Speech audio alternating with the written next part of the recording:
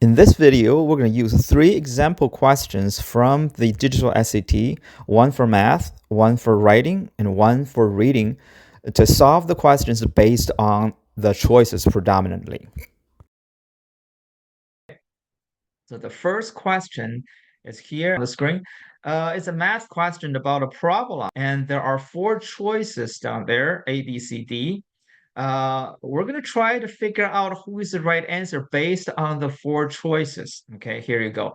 The 4 choices with values -23, -19, and -14, and -12.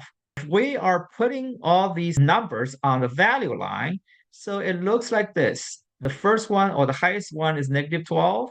Okay, and then close to it is -14, and a little bit further apart from it is going to be -19, and then similar further apart is going to be -23. So when you see that the 4 values in the choices are provided like this, that on the right side, the 2 numbers are very close to each other. On the left side, the numbers are going to be very far apart. So therefore, you probably will also guess these 2, one of them should be the right answer. Okay, could be the right answer.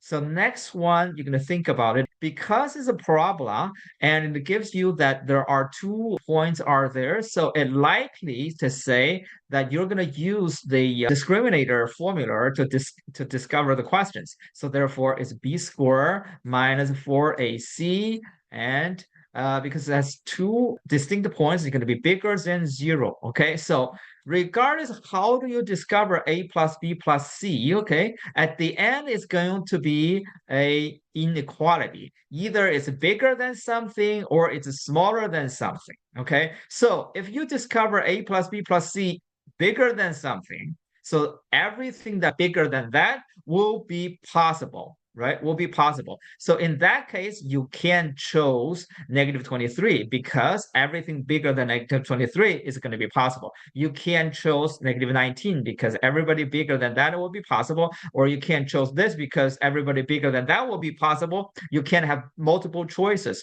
Therefore, if this is the case, you're going to choose only -12.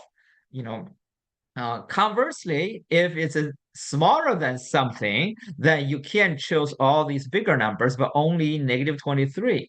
So there is by 2 ways we're looking at it. Either -12 and -14, one of them could be the right answer, or the other way, -12 and -23, one of them could be the right answer. So there are by 2 ways, both -12 are there in the choice. Therefore, -12 is probably one of the best choice that you can choose. Okay, so even if you don't know how to solve it, or eventually you can't find out exactly the answer, but -12 is your predominant best guess. Okay, this is the second question. The second question is actually a writing question. Okay, let's see how it goes. Okay, this writing question without the question body itself, but it gives us 4 choices. Okay, 4 choices. You will see this name, a person's name, probably because it's capitalized. Okay, so there's a name. Everybody, every choice has that name. Okay, but there are clearly 2 group of choices. Okay, one group of the choice that has a comma.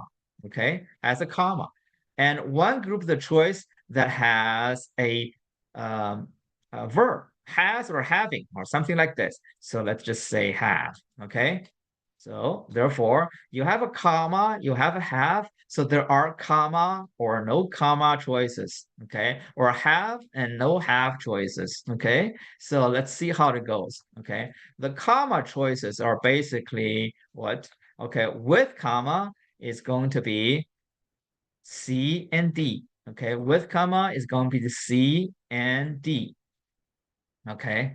And without comma is going to be A and B, right? It's going to be the A and B. A and B. Okay, so A and B. Does the A has a half? It doesn't have a half, so A should be here. And then we're gonna move the B is here because B has a verb. So there's for B over here.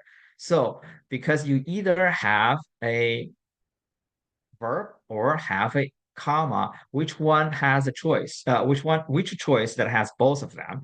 Definitely going to be C. So therefore, C is the best guess for your choices, okay? Because it fulfills or it has two of the probably must-have features. Either you have a comma or you have a verb have, okay? So this one, C is the best answer.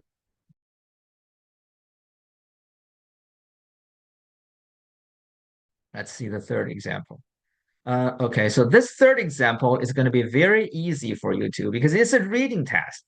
When you have a reading test, the quickest way to answer the question is you look at the choices, you will see that D is probably the shortest answer. Okay, D is probably the shortest answer.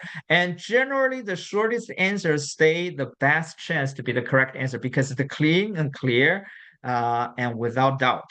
So generally, D is going to be the quick answer. Okay, so you're not going to be taking close look at the choice and you're just going to use the D. Okay, even though this way and making the choices are not always correct, but this is already the best guess. If you have any questions about the class, you can reach me through my email or through my WeChat. And the WeChat is a preferred way for getting to me as quickly as possible.